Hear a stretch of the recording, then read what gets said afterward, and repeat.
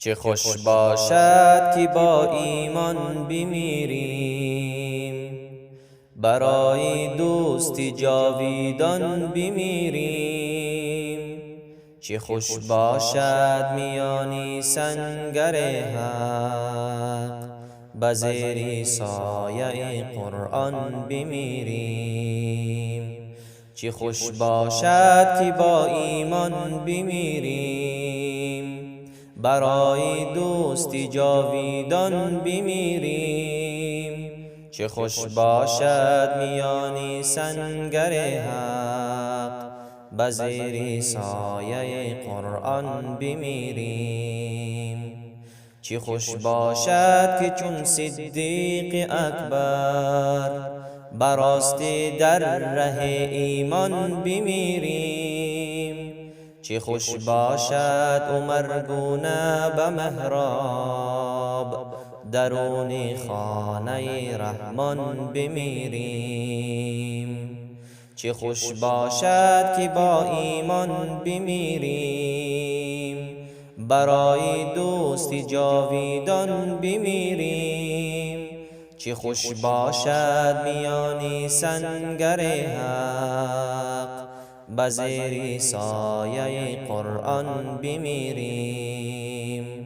چه خوش باشد که چون عثمان مظلوم، به وقت خواندن قرآن بمیریم. چه خوش باشد علی گونه به مسجد، به زیر تیغ نااهلان بمیریم. چه خوش باشد که چون بوذر و سلمان، برای خالق یزدان بمیریم. چه خوش باشد بسان ابن زهرا، به صحرا با لب افشان بمیریم. چه خوش باشد که با ایمان بمیریم، برای دوستی جاویدان بمیریم. چه خوش باشد میانی سنگر حق، به زیر سایه قرآن بمیریم.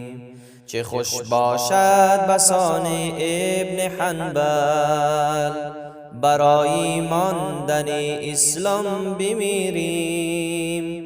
چه خوش باشد که در راه شریعت، به مثل حضرت نعمان بمیریم. چه خوش باشد که با ایمان بمیریم، برای دوستی جاویدان بمیریم.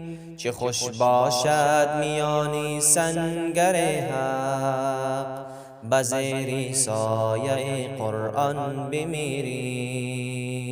چه خوش باشد میانی سنگر حق، به زیر سایه قرآن بمیریم.